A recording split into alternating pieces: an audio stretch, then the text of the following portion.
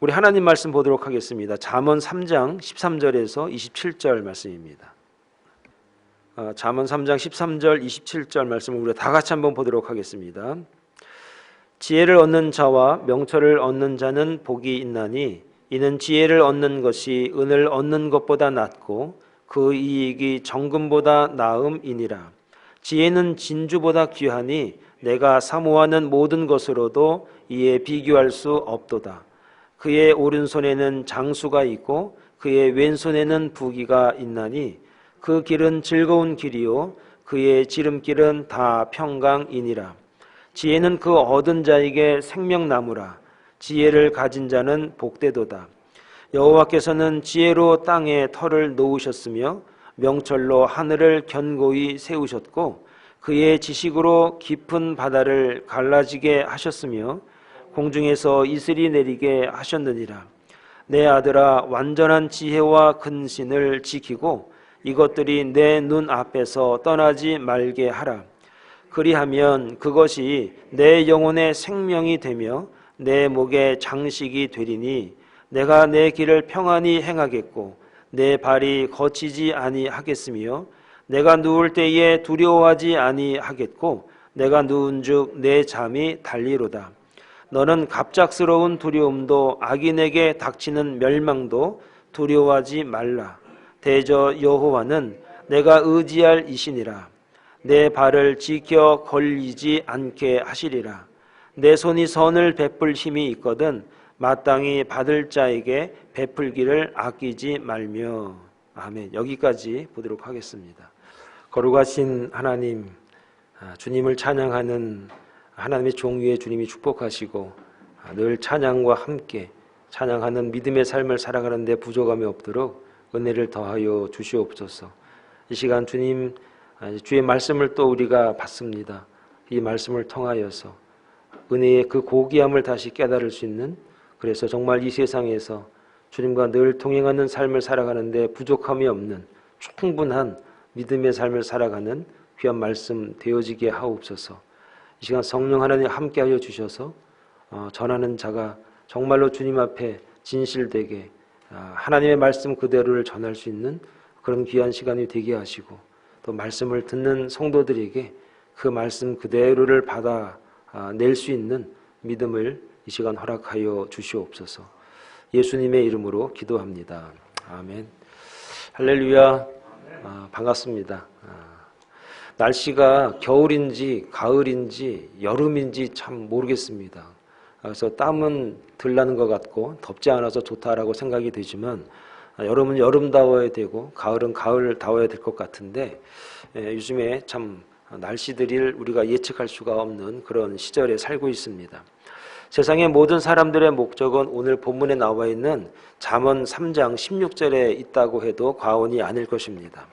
잠언 3장 16절의 말씀은 이렇게 되어 있습니다. 그의 오른손에는 장수가 있고 그의 왼손에는 부귀가 있나니. 그의 오른손에는 장수가 있고 오래 산다는 얘기고요. 그의 왼손에는 부귀가 있다라고 해서 잘 산다, 부자로 산다 그런 얘기입니다. 잠언 3장 16절은 아마 이 세상에 사는 모든 사람들에게 있어서 부귀 영화를 누리고 싶은 마음이 담겨져 있는 그런 말씀일 것입니다. 세상의 모든 사람들은 이것이 목적입니다. 우리도 이렇게 사는 게 왜 나쁘겠습니까? 이러한 목적을 이루기 위해서 힘 있고 권력 있는 사람들이 발버둥 치는 것을 갖다가 세상의 역사라 그렇게 말하지 않습니까? 어떻게든지 더 오래 살고 건강하려고 힘쓰고 노력하고 있고 그런 곳에 우리가 많은 것을 투자합니다. 이것을 위해서 요즘에는 화성까지 가려고 노력하지 않습니까? 그러한 곳에 재정을 무한대로 투자를 하고 있는 것이 현실입니다. 성경은 그러한 노력으로 되는 게 아니다라고 창세기부터 계시록까지 늘 일관되게 말씀을 주고 있습니다. 그 유일한 길이 있는데, 그런 방법이 있는데 그게 무엇이냐면 지혜다라고 성경에서 말합니다. 지혜에 대한 해설은 제가 앞전에 설교를 말씀을 드릴 때 제가 드린 바 있습니다. 그래서 잠언에서 말하는 중요한 중심 내용은 지혜의 그 탁월함 아니겠습니까? 또한 사람들은 세상에서 경제 활동을 합니다. 열심히 돈을 보고 일합니다. 이 모든 경제 활동을 하고 있는데, 이런 경제 활동의 중요한 결과는 여러분 남기는 겁니다. 그래서 우리들은 살면서 은을 구하고 최고의 이익으로 정말 금을 얻기를 원하는 그런 경제 활동을 하고 있습니다. 하지만 오늘 14절의 말씀을 좀 보면은, 오늘 말씀에서는 지혜를 얻는 것이 은을 얻는 것보다 낫고, 그리고 그 이익이 정금보다 낫다, 이렇게 14절에서 말씀을 합니다. 그리고 지혜는 진주보다 귀하다라고 말하면서 사람들이 사모하는 어떠한 것으로도 지혜에 비교할 수 없다라고 15절에도 말씀을 합니다. 그러므로 잠언을 통해서 분명하고 중요한 메시지는 무엇이냐면, 지혜가 중요한 것이고 지혜를 소유하라, 지혜를 가져라, 지혜를 우리가 얻을 수 있다라는 것이 잠언이 오늘 우리에게 말씀하는 내용인 것입니다. 그러므로 오늘 본문에서 지혜를 몇 가지 은유로 표현합니다. 지혜라는 단어를 여러 가지로 바꿔서 은유적으로 표현을 하고 있는데, 우리가 한번 그 의미를 잘 알고 진정한 지혜자의 삶을 한번 살아볼 수 있는 그런 주의 종들이 되시기를 간절히 축원을 드리겠습니다. 그 첫 번째 말씀이 무엇이냐면 생명나무라, 이렇게 18절에 말하고 있습니다. 제가 한번 18절의 말씀을 좀 읽어 드리겠습니다. 지혜는 그 얻는 자에게 생명나무라, 지혜를 가진 자는 복되도다, 이렇게 말합니다. 지혜는 그 얻는 자에게 생명나무다. 그러니까 지혜가 있으면 생명나무와 같다는 겁니다. 나무라는 것은 여러분 열매를 맺는 것이고, 나무라는 것은 계속적으로 지속이 될 수 있다라고 하는 의미가 이 나무라고 하는 단어에까지 있는 겁니다. 그러므로 지혜라고 하는 것은 지혜를 얻는 자에게는 생명나무고, 지혜를 가진 자가 그래서 복이 있다, 이렇게 18절에 말합니다. 여러분, 생명나무라는 은유적인 표현을 여기서 쓰고 있는데요, 이것은 영생과 참 평안의 원천을 뜻하는 참 고귀한 표현 중에 하나이지 않습니까? 여러분, 이러한 표현은 하나님께서 그 뜻에 따라서 순종하는 자에게 베푸시는 영원한 생명의 의미로 나타내려고 하는 것입니다. 그래서 영원한 생명의 원천 하면은 여러분, 그 에덴 동산을 생각하게 되는 것이고, 에덴 동산 안에 있었던 생명나무와 우리가 연관지어서 오늘의 본문의 말씀을 해설해 드릴 수가 있습니다. 그래서 오늘 이 18절의 말씀은 창세기 2장 9절의 말씀을 좀 제가 설명을 드릴 수 있습니다. 창세기 2장 9절에 이렇게 말씀이 있습니다. 여호와 하나님이 그 땅에서 보기에 아름답고 먹기에 좋은 나무가 나게 하시니 동산 가운데에는 생명나무와 선악을 알게 하는 나무도 있더라, 이렇게 창세기 2장 9절에 말씀합니다. 여러분, 여기서 제가 창세기 말씀을 좀 몇 개 읽어 드릴 텐데, 그 말씀의 좀 특징, 그리고 그 나와 있는 종류들을 여러분 머릿속에서 한번 기억하시면서 말씀을 좀 이렇게 따라오시면 좋겠습니다. 창세기 2장 9절에 보니까 두 종류의 나무가 있습니다. 하나는 생명나무와 선악을 알게 하는 나무도 있더라, 그럽니다. 우리는 선악과 선악과는 많이 들었어도 사실은 생명나무에 관해서는 그냥 막 지나간 적이 많습니다. 그리고 창세기 2장 16절에서 17절에 보면은 하나님이 사람들에게 말하는 내용이 나오는데 이렇습니다. 선악을 알게 하는 나무의 열매는 먹지 말라. 내가 먹는 날에는 반드시 죽으리라 그랬습니다. 하나님이 무슨 나무를 먹지 말라고 했습니까? 선악을 알게 하는 나무의 열매를 먹지 말아라, 그렇게 말했습니다. 먹으면 죽어, 알았지? 죽고 싶으면 먹어, 이런 얘기가 아니라 먹지 말라는 거예요. 아니 그건 아예 먹을 생각하지 말아라 그런 얘기입니다. 그리고 18절에 보면은 하나님이 그러니까 창세기 2장 16절 17절에 선악을 알게 하는 나무를 먹지 말라 이렇게 해놓고 난 다음에 18절에 뭐라고 말하냐면 하나님이 돕는 배필을 주기로 마음을 먹습니다. 그러니까 아담에게 선악과 먹으면 안 돼 얘기하고 나서 가만히 보니까 쟤 혼자 사는데 심심하겠네 외롭겠네 그래서 내가 돕는 배필을 줘야지 이렇게 마음을 잡수시는 장면이 18절에 나옵니다. 그러니까 선악과를 먹지 말라라고 말했을 때 누구에게 한 얘기예요? 하와에게 한 거예요? 아담에게 한 거예요? 아담과 하와에게 한 거예요? 어렵죠? 이게. 그러니까 아담이 만들어지기 전에 아니지. 하와가 이 땅에 만들어지기 전에 하나님께서 아담에게 먼저 이렇게 얘기를 한 겁니다. 순서상으로는 그렇다는 얘기입니다. 그리고 창세기 3장 22절에 보니까 이렇게 나와 있습니다. 여호와 하나님이 이르시되 보라 이 사람이 선악을 아는 일에 우리 중 하나같이 되었으니 그가 그의 손을 들어 생명나무 열매도 따먹고 영생할까 하노라 하시고 이런 말이 나옵니다. 그러니까 선악과 먹지 말라고 했습니다. 근데 나중에 결과적으로 무엇을 먹었나 봤더니 선악과를 먹었어요. 선악과를 먹고 난 다음에 또 뭘 먹었나 봤더니 손을 들어서 생명나무의 열매도 따서 먹었어요. 따 먹은 이유가 뭐니까 영생할까 하노라. 영생하려고. 영생할까 하노라 하고 생명나무의 열매도 따 먹었다는 얘기입니다. 사람은 피조물이기 때문에 하나님이 될 수는 없죠. 사람은 피조물이기 때문에 하나님이 위에 올라갈 수도 없고 하나님 자리를 우리가 차지할 수도 없는 겁니다. 이게 원리죠. 우리가 만들어 놓는 장난감이 우리를 대신할 수가 없지 않습니까? 마찬가지로 우리는 하나님을 대신할 수는 없는 거예요.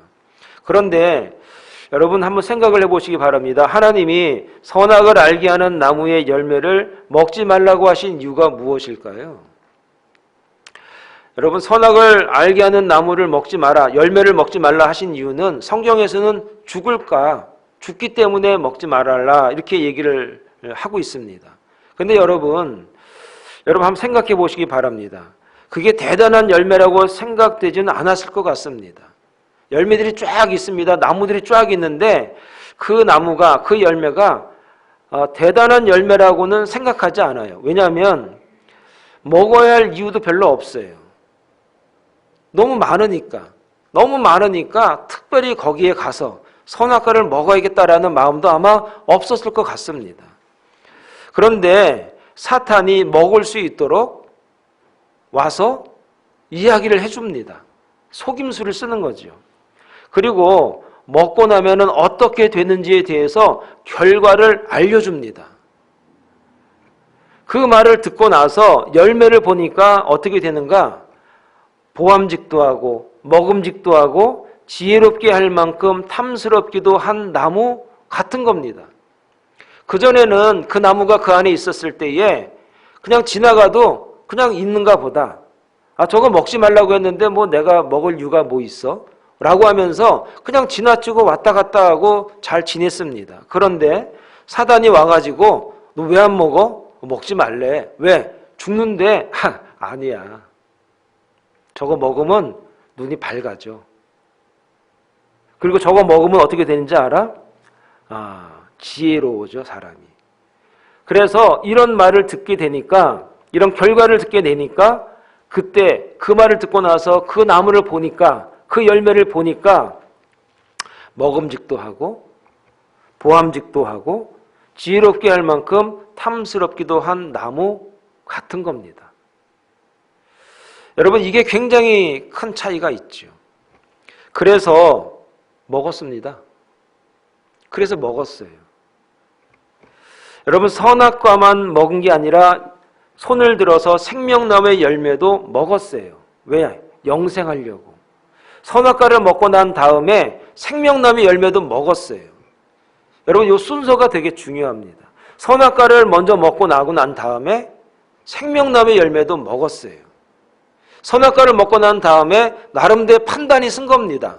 이왕 이런 거 생명나무 열매도 먹자 해서 먹었습니다. 여러분, 그리고 선악과를 먹으면 선악을 알게 된다는 것을 알았습니다. 사탄에 의해서. 창세기 3장 5절의 말씀인데 이것은 사탄이 준 정보예요. 이 정보가 중요한 것은, 이 정보를 통해서 중요한 것은 선악을 아는 게 왜 나쁘냐는 거죠. 여러분, 이 본문에서, 오늘은 본문을 다른 이유도 있지만 오늘의 포커스는 무엇이냐면 하나님이 선악과를 먹게 하지 않고 선악을 알게 하는 게, 선악을 아는 것이 왜 나쁘냐는 거예요. 여러분, 선한 것, 악한 것을 아는 게 나쁩니까? 여러분, 아이들한테 교육할 때 너 애들 때리지 마, 훔치지 마, 도둑질하지 마, 거짓말하면 안 돼, 나쁜 거야, 이렇게 우리가 가르친단 말이에요. 선한 것을 가르치고 악한 것을 가르치는 게 나쁜가요? 그걸 아는 게 나쁘냐 이 말이죠. 여러분, 나쁩니까? 그게 나쁜 거예요? 저도 지금 보면은 선한 사람이 있고 악한 사람이 있는 것 같아요. 저는 이렇게 보니까 저도 판단이 되는 거예요. 저런 사람이 대통령 되면 안 되는데, 뭐 이런 판단이 되는 거예요. 그래서 선악을 아는 게 왜 나쁘냐는 거죠. 자, 하나님이 사람에게 선악을 알 수 있는 능력을 주지 않으셨다는 거죠. 하나님은 처음 사람을 만들 때 선악을 알게 하는 능력을 주지 않으셨어요. 그렇죠? 그러니까 선악을 알게 하는 나무의 실과는 먹지 못하게 하신 겁니다. 문제는 모든 것을 지으시고 섭리하신 분이 누굽니까? 하나님이시죠. 하나님이 판단하시고 하나님이 결정하시고 하나님이 계획하시는 그 모든 걸 갖다가 섭리, 이렇게 말하는 겁니다. 하나님은 온 우주를 섭리하셔요. 온 우주를 하나님이 판단하셔요. 온 우주를 하나님이 결정하셔요. 그건 하나님의 고유한 주권인 거예요. 자, 그래서 하나님의 판단과 결정에 의해서 세상과 우주의 모든 것들이 운영이 되는 거예요. 지금도 마찬가지죠. 그런데 선악과를 먹음으로써 모든 판단과 결정의 권리를 사람들이 가지려고 하는 거예요. 그전에는 본인들이 판단하고 결정할 일이 별로 없었어요. 먹지 마라? 안 먹으면 되지, 뭐 이게 먹을 게 많은데 굳이 거기까지 쫓아가가지고 먹을 이유가 뭐가 있겠어요. 그런데 선악과를 먹게 되었어요. 먹게 되니까 제일 먼저 판단하게 되는 거예요. 결정하게 되는 거예요. 그래서 이왕 이렇게 된 거 생명나무도 따먹자. 안 죽는데. 여러분, 왜 선악과를 먹고 선과 악을 구분하고 판단하는 건 그게 왜 나쁘냐는 거예요. 나쁜 건 아니죠. 근데 문제가 무엇이냐면 선악과를 먹고 난 다음에 사람이 판단하게 됐습니다. 사람이 결정하게 됐습니다. 하나님이 결정하시고 하나님이 지시하시고 하나님이 판단해야 될 것까지도 내가 결정하고 내가 지시하고 내가 판단하고 내가 구분을 짓게 되는 거예요. 선과 악을 판단하는 건 나쁜 거 아니죠. 그런데 하나님께서 선과 악을 판단하시고 그리고 모든 결정권, 모든 것을 구분해내시는 그 하나님의 자리에 사람이 드디어 가게 된 겁니다.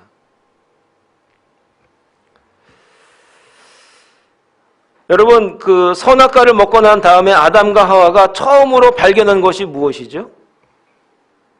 처음으로 발견한 게 뭐예요? 선악과를 먹고 나니까 눈이 밝아졌다 그랬어요. 그리고 판단하게 됐습니다. 우리가 벗었네? 그전에는요, 벗었는 줄도 몰랐어요. 벗었다는 걸 알았어요. 그래서 뭘 했죠? 나무를 꺾었어요. 나무 이파리로 옷을 만들어서 옷을 입었어요. 그러니까 선악과를 먹기 전에는 그게 죄인지도 나쁜 것인지도 서로 몰랐던 것이죠. 그런데 선악과를 먹게 되니까 이게 부끄러운 건 줄 아는 거예요. 부끄럽다는 얘기는 무엇이죠? 이제 판단이 서는 겁니다. 판단을 하는 거예요.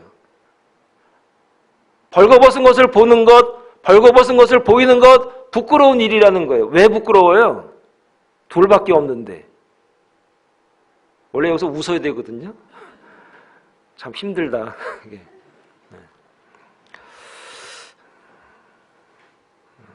그러니까 선악과를 먹고 난 다음에 판단하게 되는 거예요.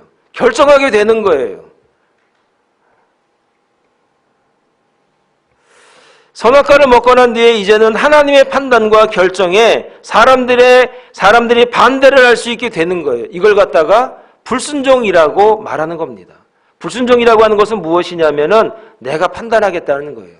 하나님이 판단하시고 하나님이 결정하신 것 아니요. 내가 결정하고 내가 판단합니다. 그래서 하나님이 선악과 먹지 마.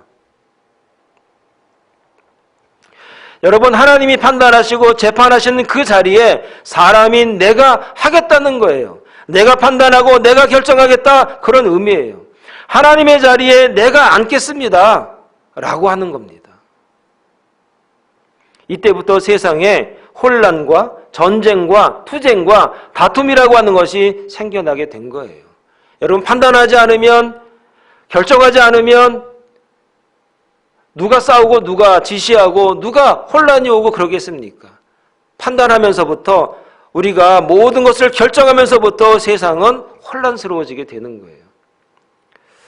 결과적으로 창세기 3장 23절에 보니까 하나님이 사람을 에덴 동산에서 나가게 하십니다. 쫓아버려요.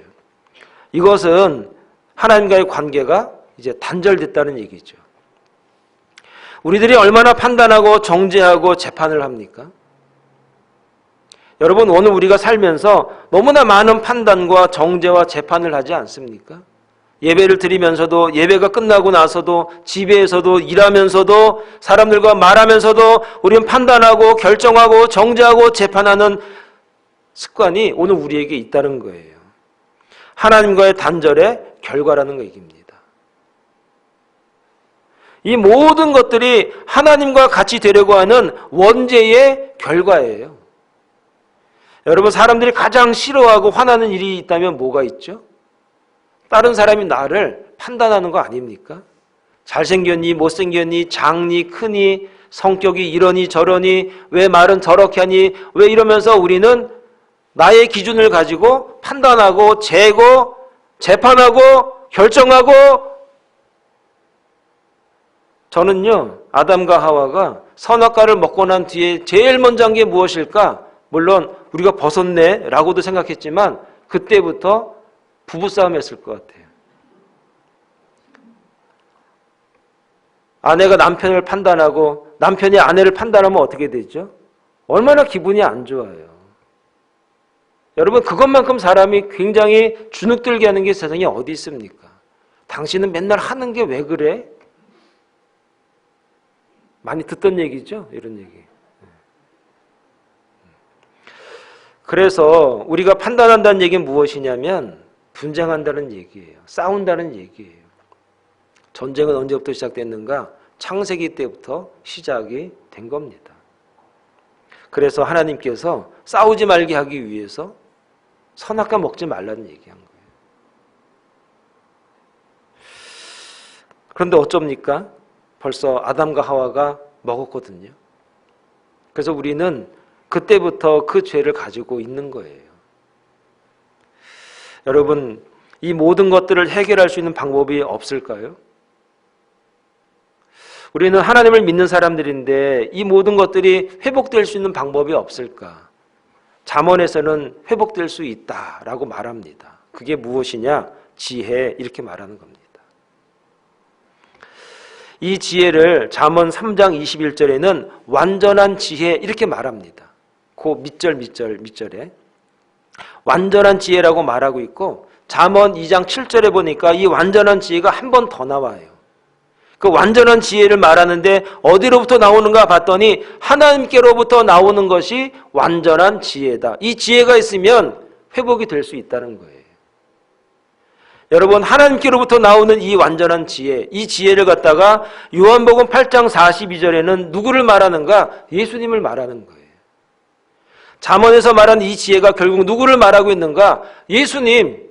예수님을 믿으면, 예수님을 영접하면 하나님께로부터 나온 그 예수님, 그래서 요한복음 8장 42절에 이렇게 말합니다. 예수께서 가라사대 하나님이 너희 아버지였으면 너희가 나를 사랑하였으리니 이는 내가 하나님께로부터 나서 나왔음이니. 내가 어디서 왔냐고? 하나님께로부터 왔고 하나님께로부터 났어. 그러니까 잠언에서 말하는 그 완전한 지혜, 하나님께로부터 나온 그 완전한 지혜 나라니까. 나는 스스로 온 것이 아니요 아버지께서 나를 보내신 것이니라.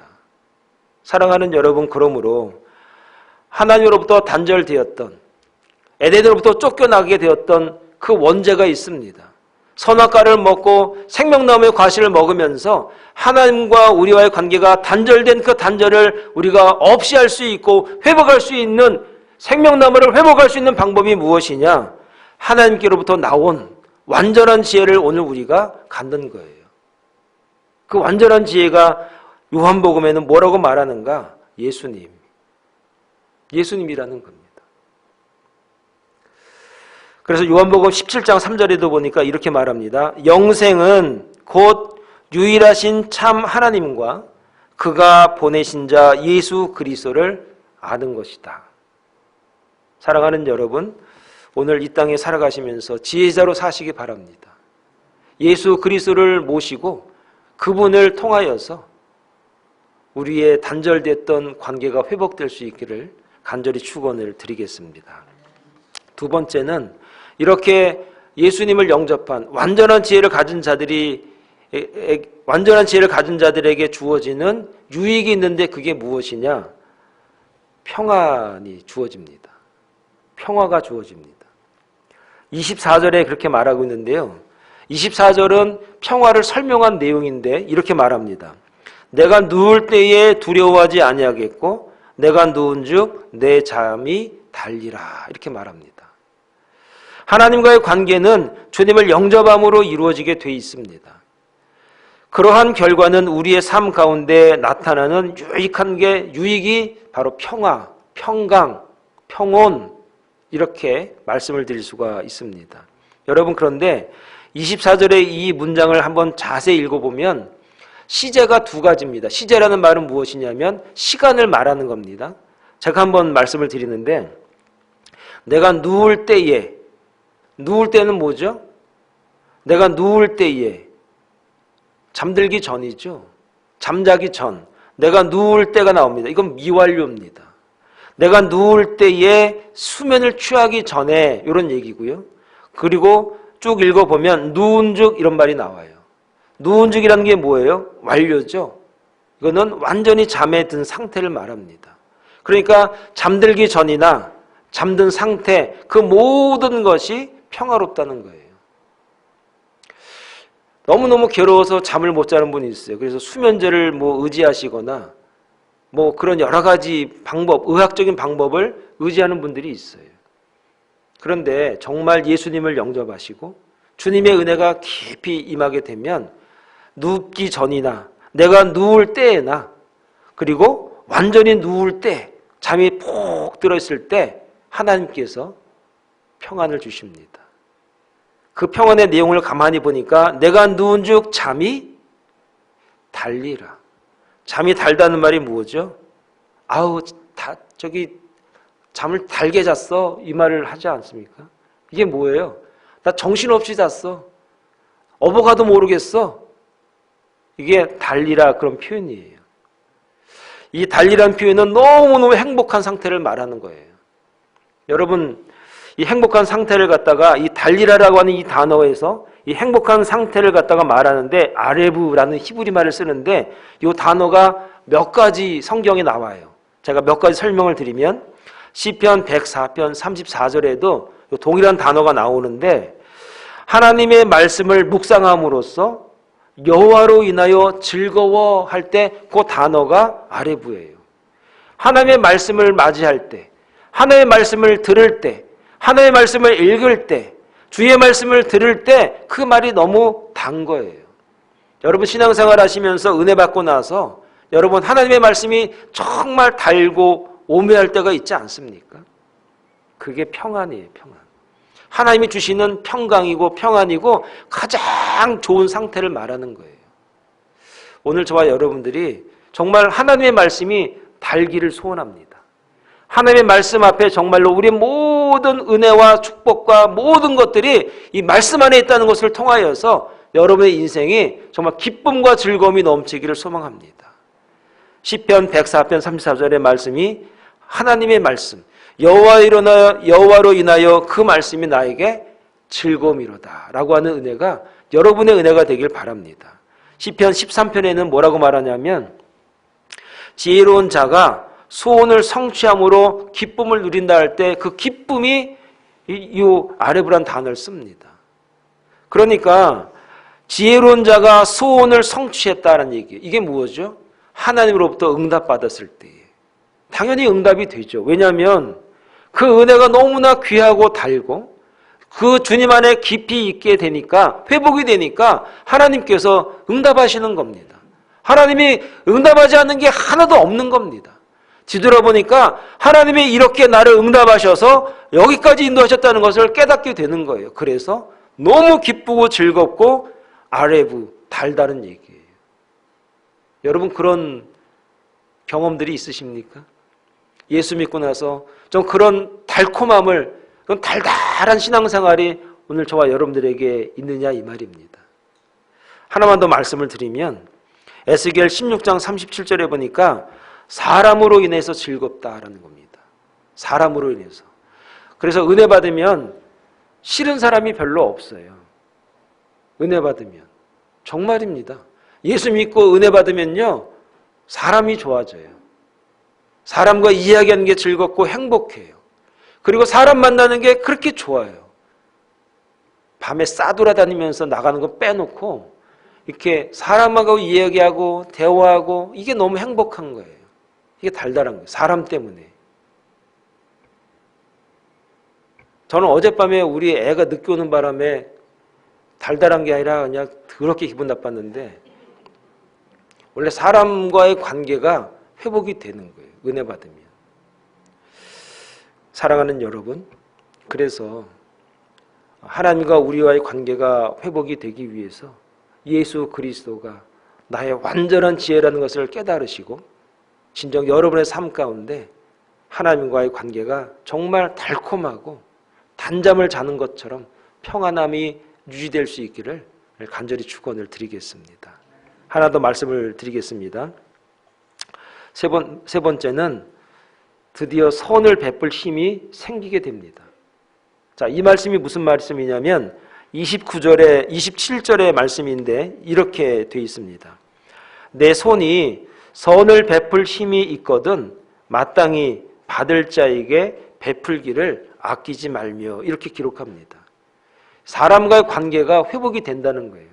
우리는 이 땅에 살기 때문에 사람들하고 살아요. 보이는 사람들을 만나고 이야기하고 대화하고 막 그러면서 살아요. 그런데 하나님의 은혜가 우리 가운데 임하게 되면, 완전한 지혜가 우리 가운데 임하게 되면 사람들과의 관계가 회복이 된다는 거예요. 자, 이 말이 무슨 말인가 한번 말씀 27절의 말씀을 좀 한번 설명을 드립니다. 여기서 선을 베풀 힘이다 이렇게 말하고 있습니다.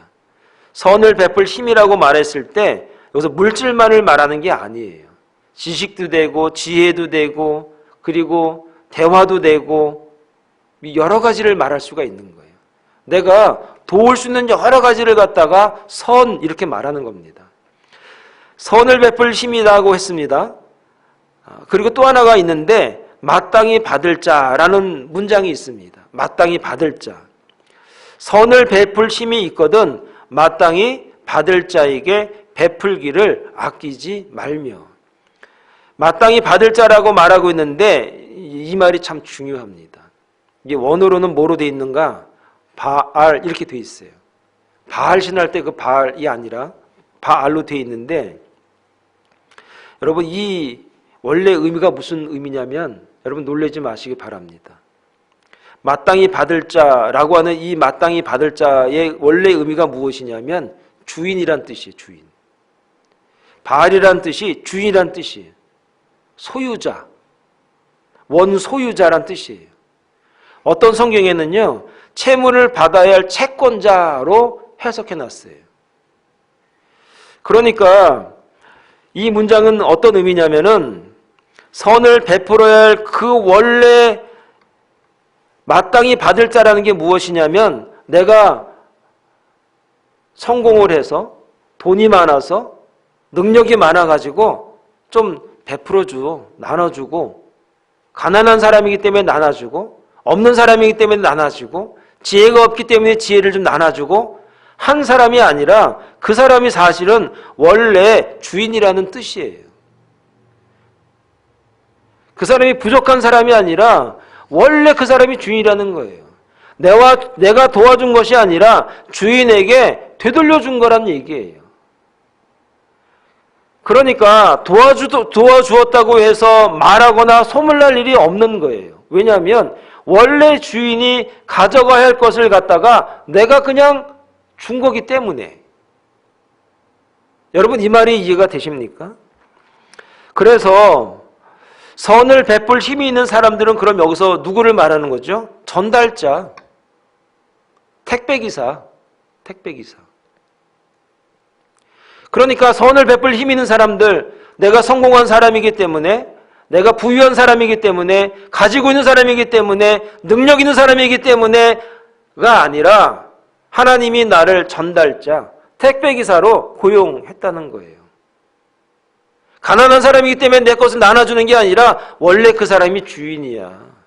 원래 그 사람이 원래 채권자야. 받을 수 있는 능력 있는 사람이고 내가 그 사람 주게 너한테 맡겨놓은 거라고.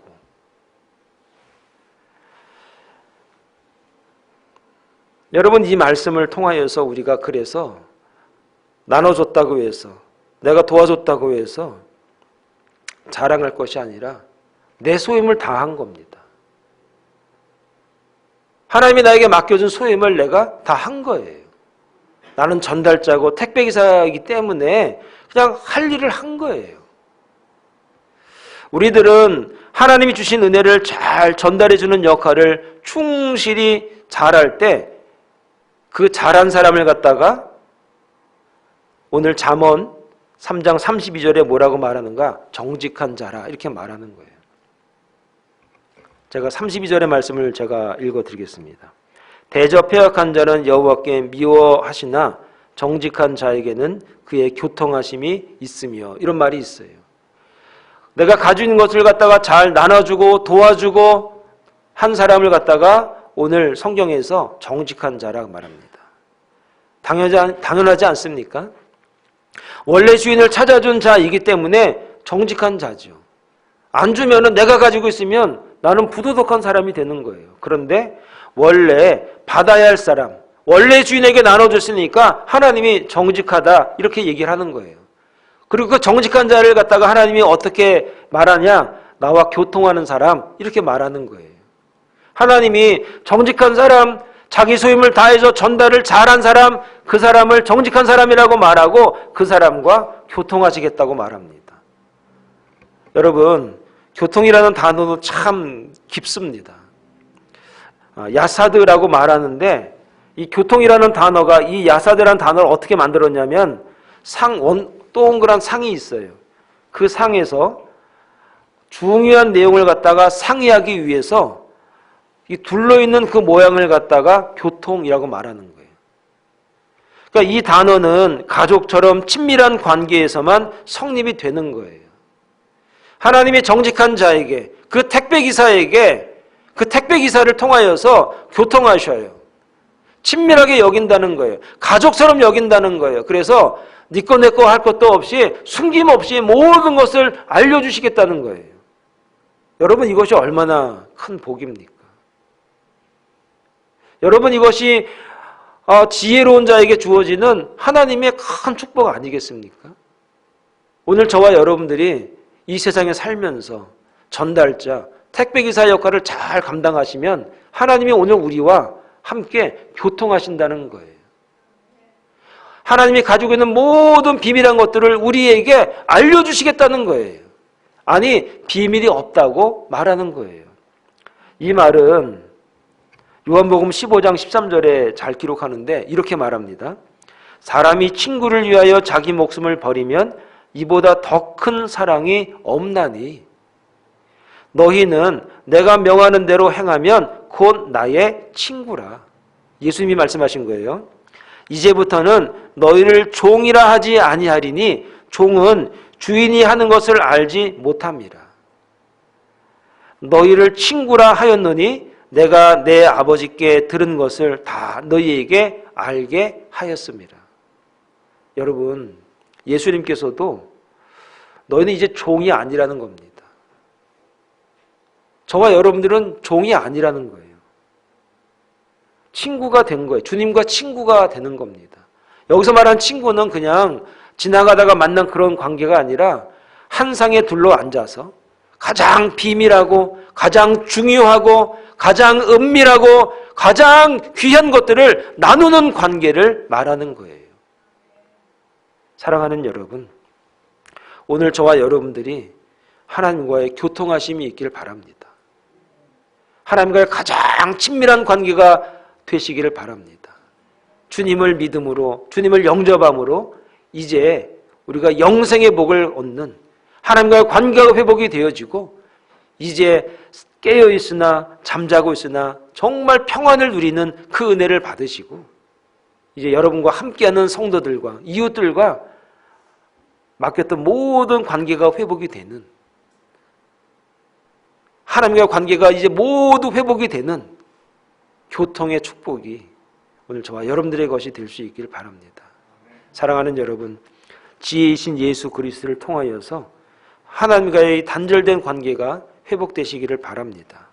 그리고 단잠을 달 수 있는 진정한 평안이 오늘 저와 여러분들의 평안이 되시기 바랍니다. 그리고 하나님과의 관계가 회복이 되어서 가장 친밀한 친구 관계가 되어서 이제 서로 숨기는 것이 없이 서로 가장 중요한 것을 서로 나눌 수 있는 그런 귀한 은혜가 오늘 저와 여러분과의 관계, 하나님과의 관계가 다 회복이 되는 그런 주의 종들이 다 되시기를 간절히 축원을 드리겠습니다. 기도하겠습니다.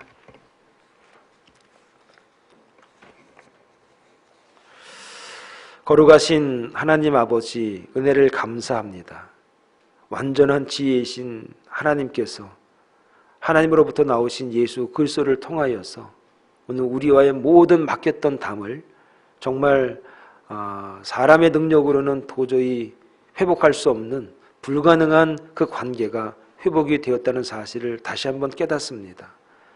그 회복된 관계로 말미암아 우리가 이제는 평강을 누리며 살게 되었습니다. 이제 이웃과의 관계를 통해서도 하나님의 전달자로서 정말 충실하게 일을 감당함으로 하나님과 우리와의 관계가 이제 교통의 관계가 되어서 숨길 것도 없고 숨겨질 것도 없고 이제 정말 가장 친밀하고 가장 가까운 사이가 됐다는 사실을 이제 말씀을 통해 깨닫습니다. 이 믿음이 이 관계를 잘 유지하는 하나님의 백성들, 종들이 되어지게 하여 주시옵소서. 예수님의 이름으로 기도합니다. 아멘.